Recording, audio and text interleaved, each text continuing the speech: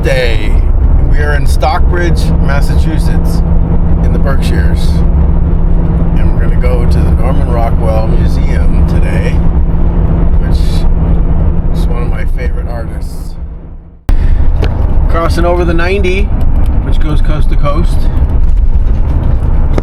And we are like 2 miles away from Stockbridge. So I had a great night at a campground. Actually, it was technically in New York, but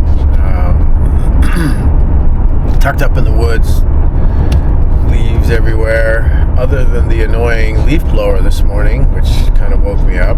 Super annoying. I can't even tell you how annoying. It was great. It was quiet. Charlie had a great time.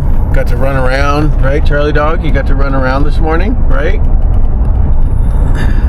All right, we're coming up to Stockbridge, right here.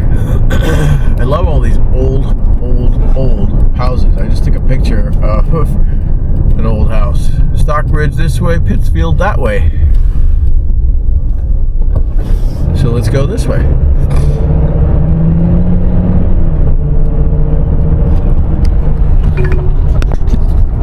All right. In 300 feet, turn right onto Albany Road. Take the second right onto Albany Road. Continue for 3 miles. Oh, 3 miles, sorry. Entering Stockbridge, incorporated 1739. Old. Stuff is old over here. I love it though. I love the history and the old buildings. So we're just gonna find a parking spot, take Charlie out for a little pee, give him some water, some treats. I think you heard that. And go explore the Norman Rockwell Museum. Here it is.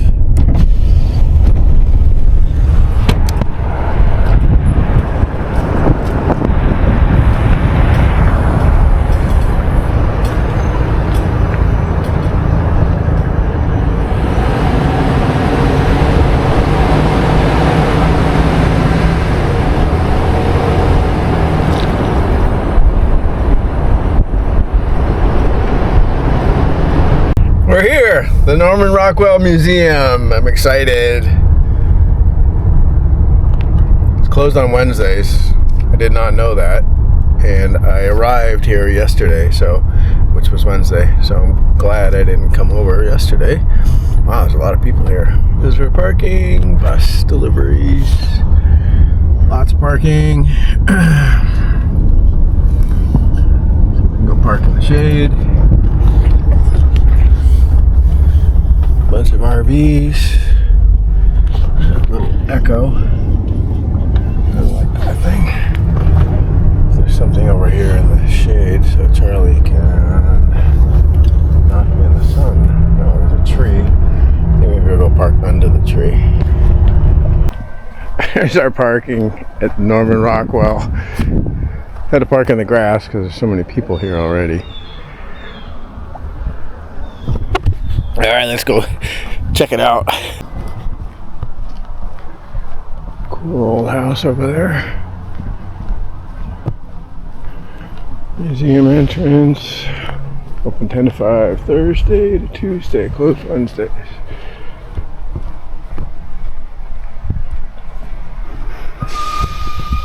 Let's go check out the house first. There's another cool house.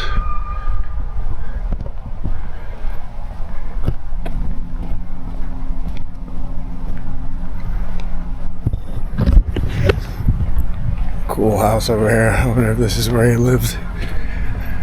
Go check it out. Rockwell Studio.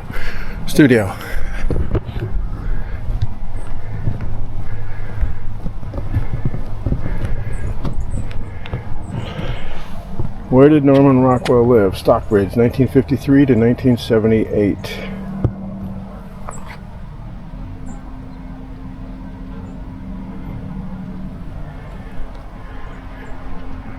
Rockwell Studio.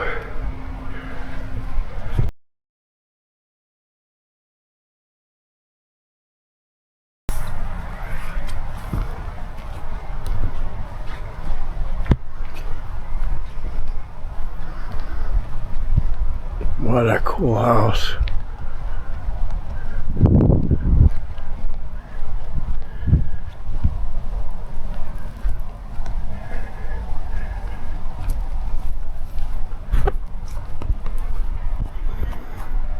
The view in a frame.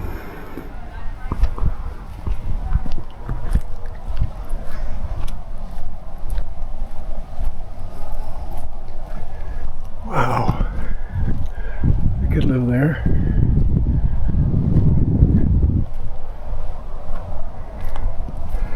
Studio that way.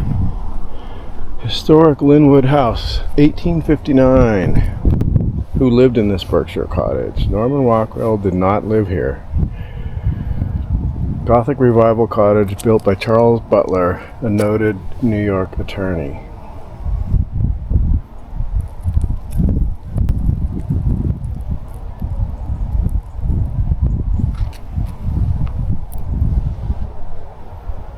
Musgrave. This is Norman Rockwell's studio.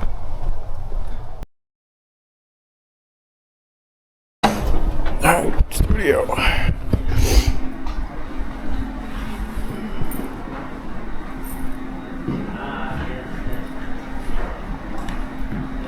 Hi.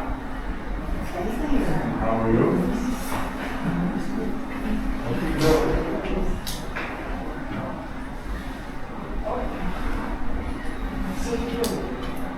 Where? Oh. Really?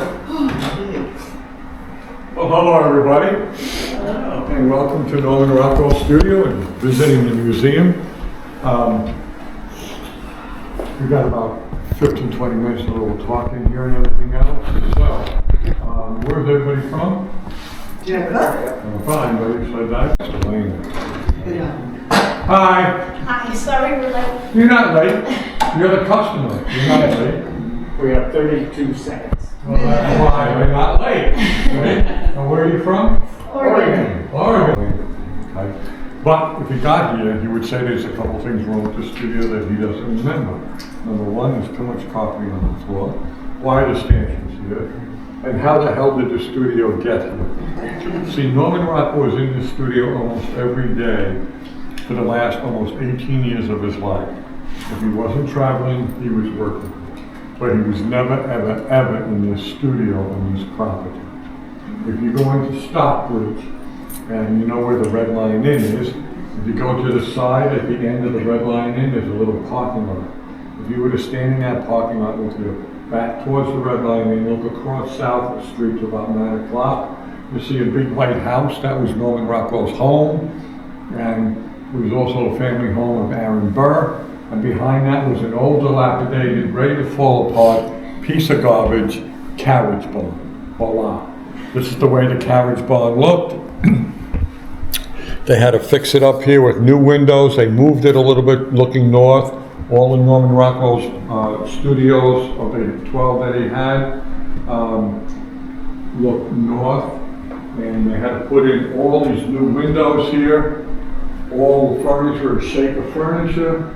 They had to incorporate the upstairs here, and they also had to put in and add to it. There's a portion in the back that was added to this studio. So it took about almost a year and a half to fix this up. While they were fixing it up, Norman Rockwell's studio was right smack dab in Stockbridge. It was right here where the Christmas tree is. That was his studio for about a year and a half. Otherwise, except for the dog, this is how the studio looked. So when you look at the photos here and you look at the studio, what's comparable? Don't say anything yet, but what's comparable looking here and looking at the studio? How clean it is. Norman Rockwell cleaned the studio 2 or 3 times per day. 1 to 2 or 3 times per day. Because he was working on maybe 2 or 3 paintings at a time.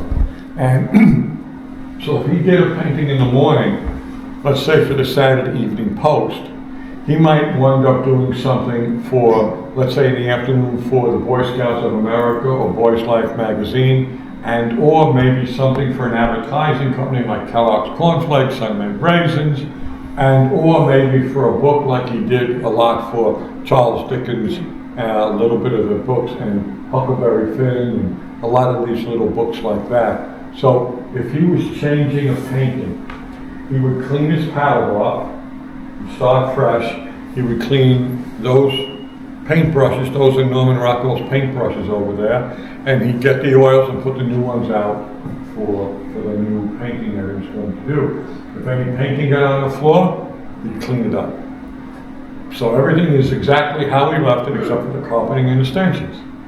And we did this, a portion of a B before the completed Golden Rule painting that came out of this studio in 1961.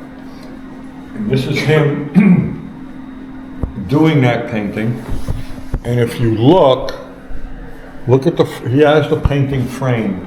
So most of the time before he even started the painting, he would frame his painting.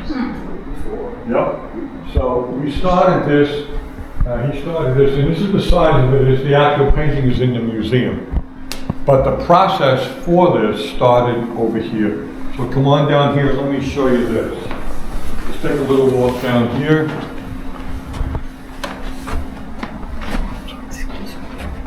And this painting is 8 feet long by 3 feet high. And it's charcoal and pencil on board. And it was started in 1953 in Arlington, Vermont, when Norman Rockwell was living there. And what's going on in 1953? The Cold War is amping up, the conflict in North Korea has ended, and they moved the UN from San Francisco to New York. And Norman Rockwell felt that the peoples of the world and the ambassadors of the world would make the world a better place. So, there's about 34 people in here, and some of the people in the background are friends and neighbors in Norman Rockwell's, and others were some of the people who he sketched and how he sketched them, because he was hired by Pan American World Airways in the mid-50s to go around the world where Pan American flew into, so he would sketch the people and some of the places where Pan American landed. So for instance, this couple here with the baby, they're from Arlington, Vermont, and they were friends and neighbors in Norman Rockwell's. They're going to be in the original Golden Rule. They're also in one of the paintings of the Four Freedoms. The lady behind the soldier with the helmet is Mary Rockwell, his second wife. Mary is right here. And the ambassador to the UN is? Henry Cabot Lodge. You got it, baby. It's a spitting image of Henry Cabot Lodge. So, he was trained at the Art Students League School, where a lot of artists and illustrators worked with a lot of the students. So there's a lot of different illustrators and artists that helped him out and talk about body parts, lighting. He liked Vermeer, the Dutch painter of light and shadowing, who did a lot of artwork. A lot of teachers taught him about if you're looking at a painting, putting yourself into that painting. So there was a painting that had a street with a sidewalk. And if you were looking at a painting like that, it looked like you were walking down the sidewalk to meet somebody coming right at you. So look at hands, knuckles, muscle tone, facial features, background and lighting, charcoal and pencil on board. And look how precise this is. When he finished this, he put it away because it said it's not to the thought process that I would hoped it would be. And it had a little bit to do with the UN flag being so far in front, the ambassadors changing, who were changed quite a bit, and a military person. And he was concerned about the ambassadors, and he said if they do change, when they do change, people would talk more about the ambassadors changing than the peoples of the world. So he puts it away. And then his second wife, Mary, had to be seen by a psychologist. She had some depression issues. One of the places to be seen here in Stockbridge to help her out is still open today. It's very well known. It's called the Riggs Center. So instead of going back and forth, they move here. And Norman Rockwell's going to little town hall meetings, breakfasts with people coming down years and years later. And one time over a little meeting, somebody said, you know what? There are other golden rules in the world. The language is different, the wording is different, but the meaning is the same.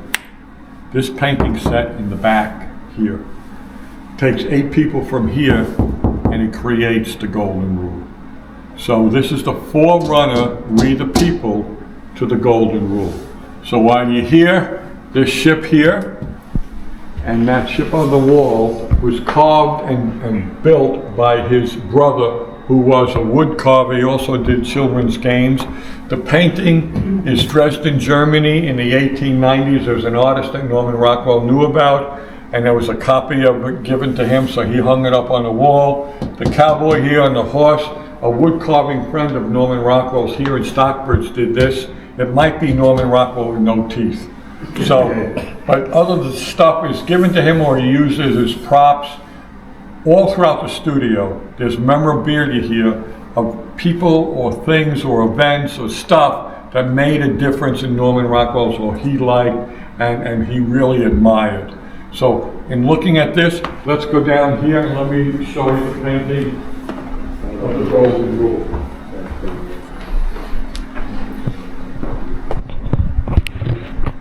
So he takes 8 people from here and it creates the golden rule. So Mary Rockwell is right here. The baby in front of her was the grandson she never saw because she passed away before the baby is born. Norman Rockwell puts them together forever.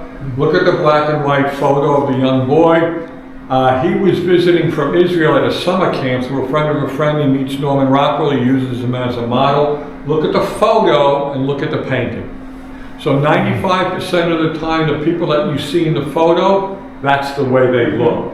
The young girl on the lower left-hand corner is Linda Gunn. She is in the painting in the museum also called The Problem We All Live With. And the next painting over, called New Kids in the Neighborhood, 2 of her other cousins are in that painting. Their grandfather was a night clerk at the Red Lion Inn. The little girl with her hands clasped and in prayer with the cross is the daughter of one of Norman Rockwell's photographers.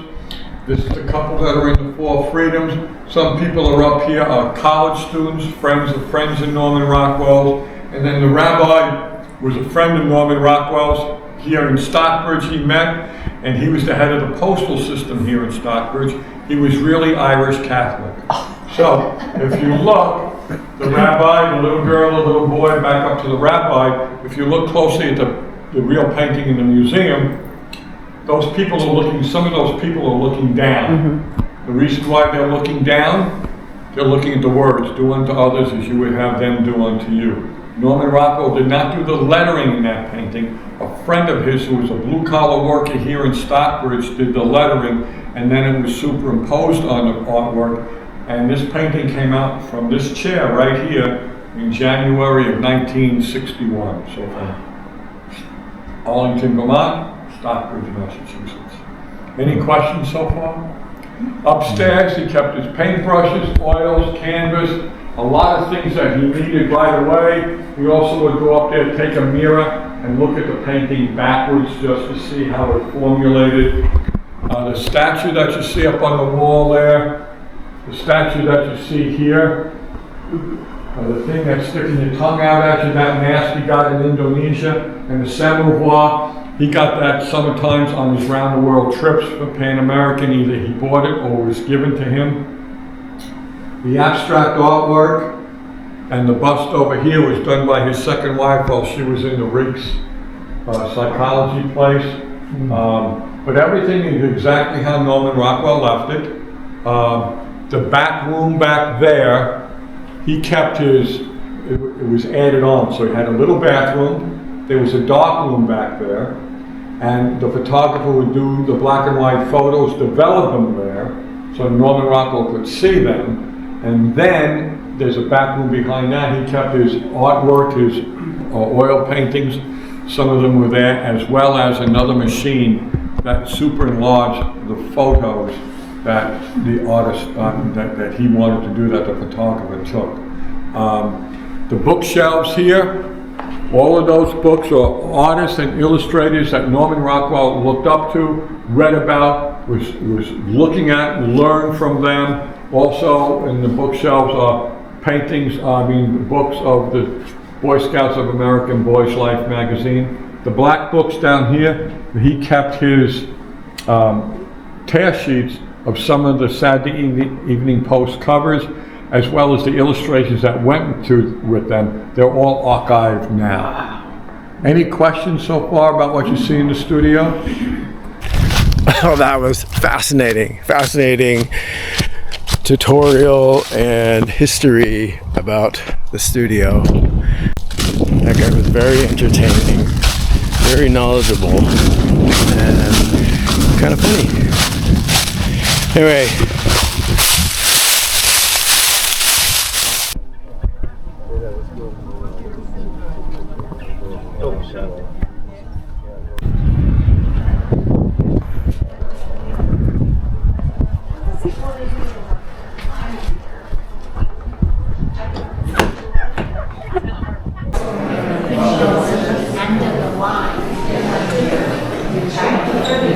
Alright, we're gonna go downstairs and watch the little video. 10-minute video. New York City in 1894. Though urban dwellers, his family spent many summers in the country. Our heaven, he said, was the months on the farm. It had a lot to do with what I painted later on. His father often read Dickens in the evenings, and Rockwell would draw pictures of the different characters. He said, after I got to know something about myself, I found that I didn't want to do anything else but draw. Rockwell quit high school to attend the Art Students League. There, his rigorous training as a fine artist included classes in anatomy and illustration technique. He employed models, costumes, and props. Success came early. At 17, Rockwell became art director for Boys Life, the Boy Scouts of America journal.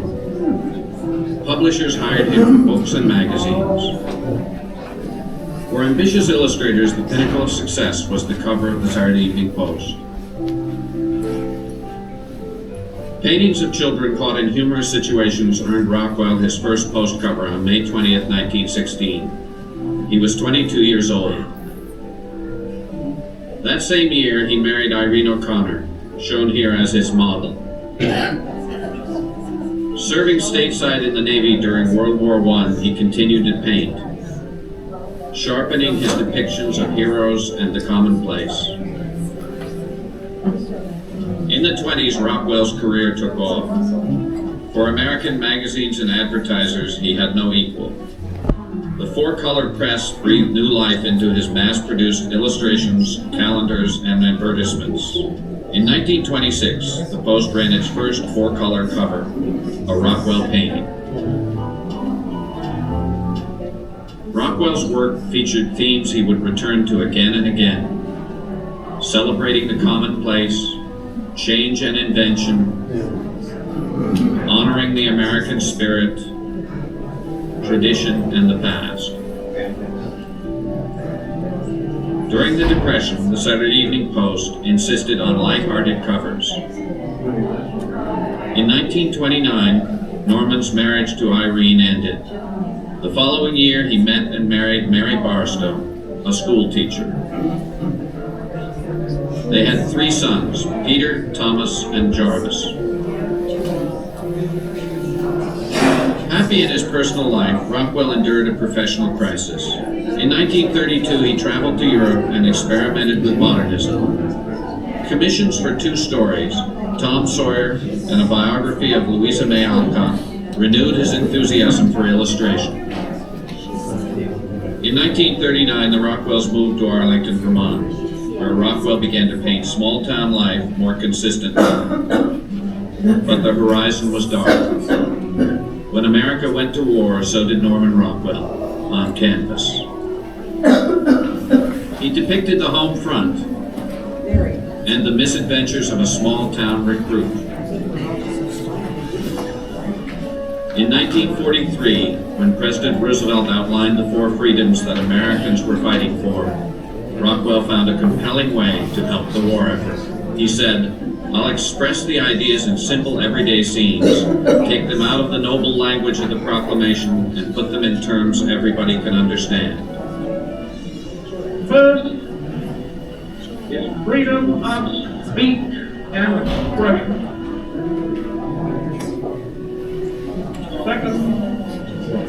freedom of every person to worship God in his own way, and freedom from want. Fourth is freedom from fear. The paintings ran in the Post and then toured the U.S. in the most successful war bond drive ever. When peace returned in 1945, Rockwell joined his countrymen in celebrating. America was on the move, and so was Norman Rockwell's world. A world of families and station wagons and suburban homes. In 1953, the Rockwells moved to Stockbridge, Massachusetts. Stockbridge, he said, is the best of America, the best of New England. I know everybody in Stockbridge. In 1959, Mary Rockwell died. 2 years later, at the age of 67, Rockwell married Molly Punderson, a retired teacher he'd met in a local poetry class. He was starting a new chapter in both his personal and professional life. Rockwell had begun to capture American leaders in portrait. Rockwell's 1960 portrait of John F. Kennedy was used again in the memorial issue after the president's assassination. It was Rockwell's final cover for the Post.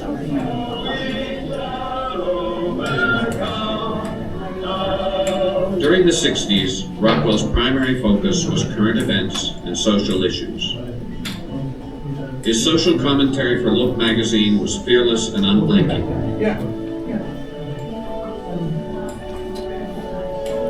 He embraced the idealism and courage of a nation charting its future.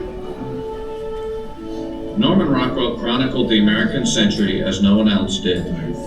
His works number in the thousands, images of a nation's evolution, with extraordinary mass appeal.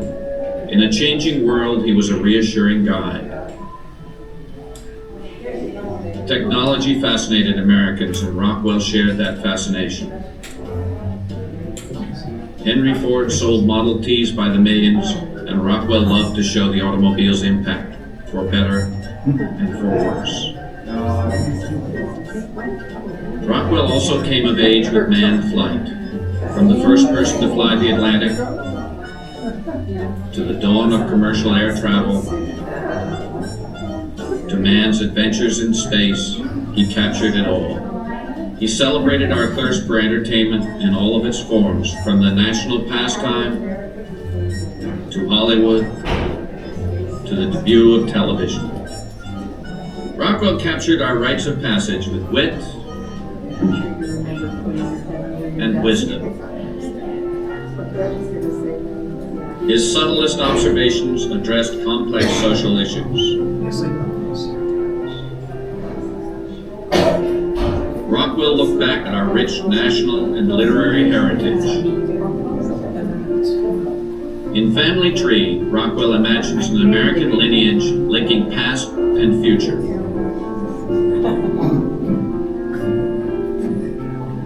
Rockwell said, "I was showing the America I knew and observed to others who might not have noticed." His eye for everyday drama and his devotion to detail guided his creative process. He strived for authenticity in his settings and props. He collected all manner of clothes and costumes. At first, he used professional models. Later, the camera allowed him to use anyone who could hold still for a picture. He recruited family and friends and scores of neighbors. He had a knack for finding just the right face and then seeing how high the eyebrows could go. Rockwell was both coach and model, using his own elastic face to demonstrate expression. Rockwell said, "Meeting deadlines and thinking up ideas are the scourges of an illustrator's life." His subjects varied, but his process remained the same. He took photographs, sometimes by the hundred, tinkering with lighting, posing and reposing models, isolating elements of the scene. From these came charcoal sketches, usually the size of the final painting. At this point, he analyzed the composition and tones and solved technical problems. Color studies showed him how his choices would play on the newsstand. Finally, surrounded by all his references, he'd set to work on the final painting.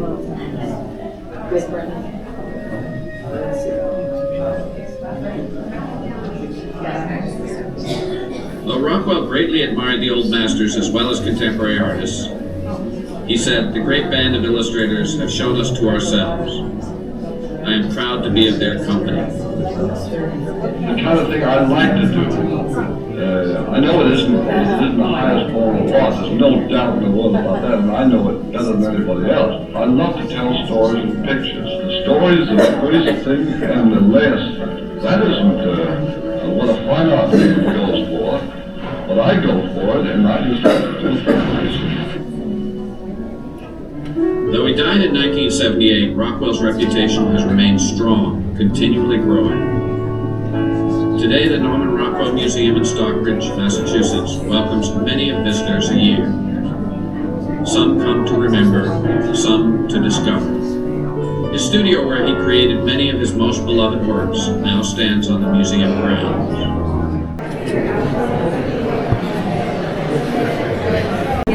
Yes, you come right in. You come right in. You can see whatever you want. I was just finishing.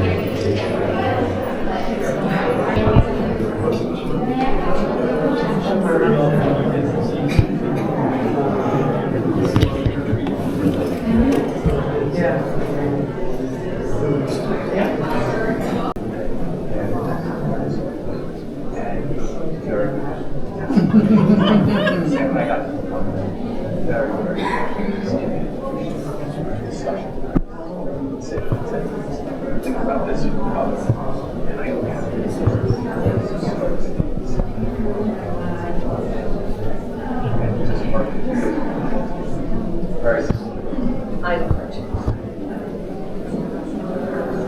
But it's this lovely gallery exhibit of postcards and codes, and that's where I met John Caldwell. And I recognized his work, and he really just a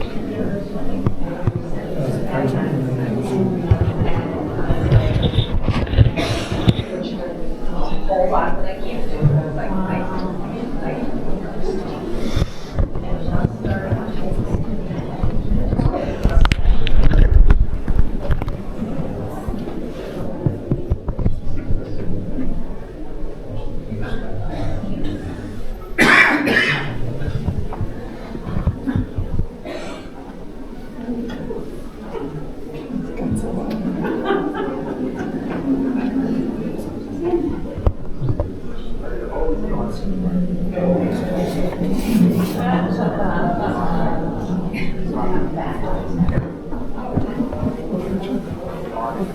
oh yeah, so good.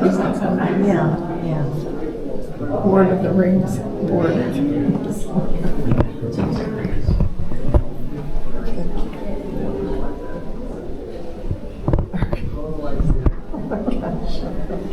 pretty good. It's really good. It's a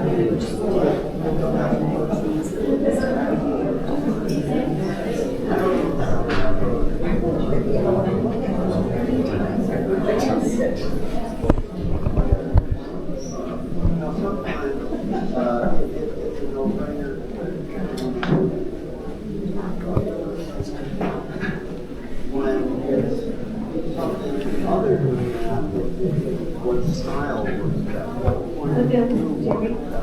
great thing about the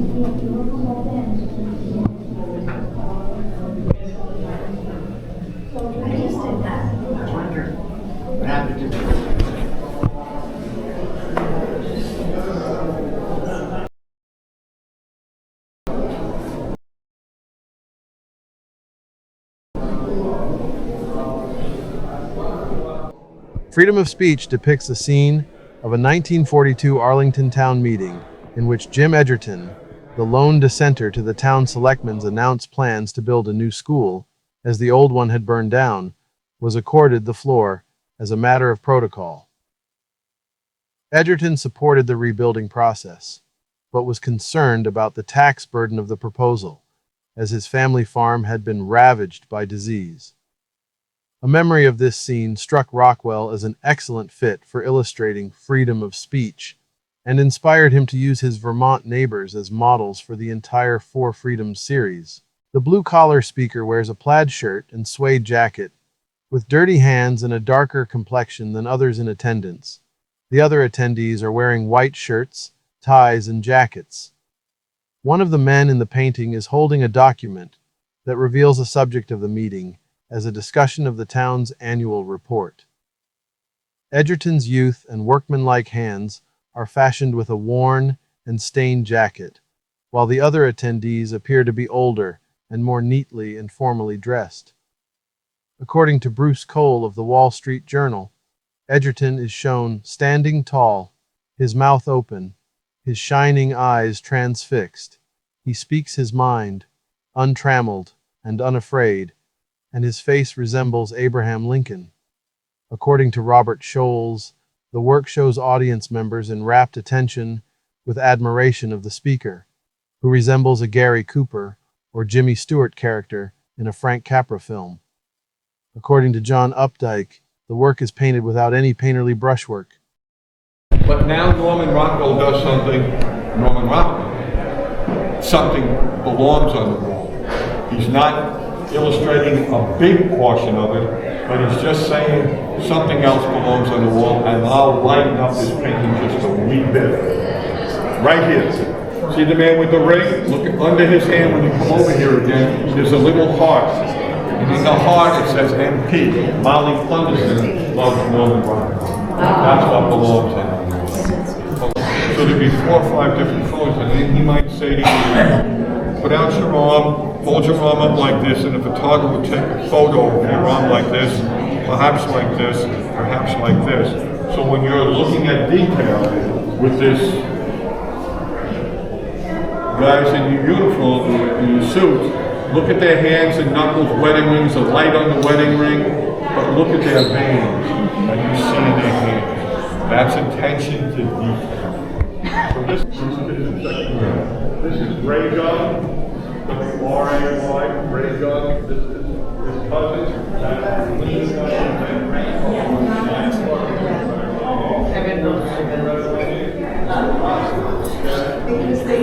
So we'll show it further.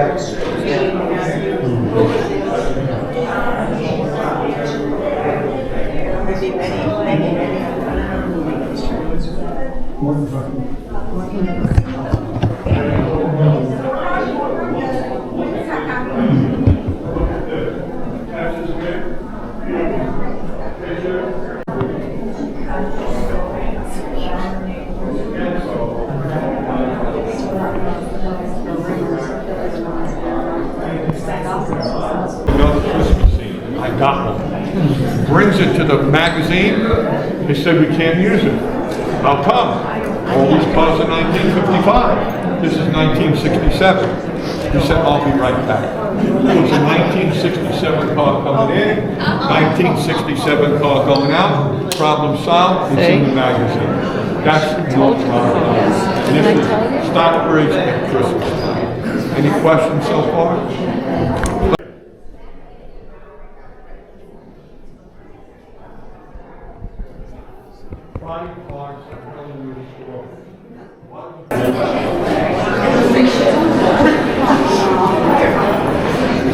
Museum store and cafes. Let's go see what we can buy. We have this picture. I don't think the cafe is open, so it's outside. Do you want a cup? Yes, cup. I think there's a water fountain over there. Puzzle.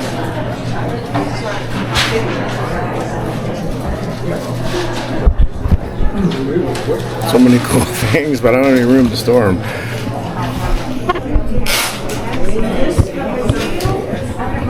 I like this piece.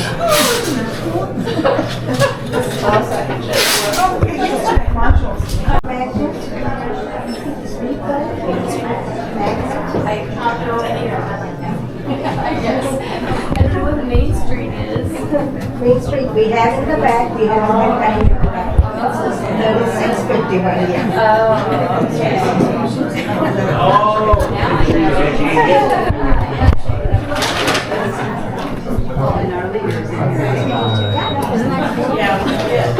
That is cool. That was interesting. So many people here. There's like busloads of older people.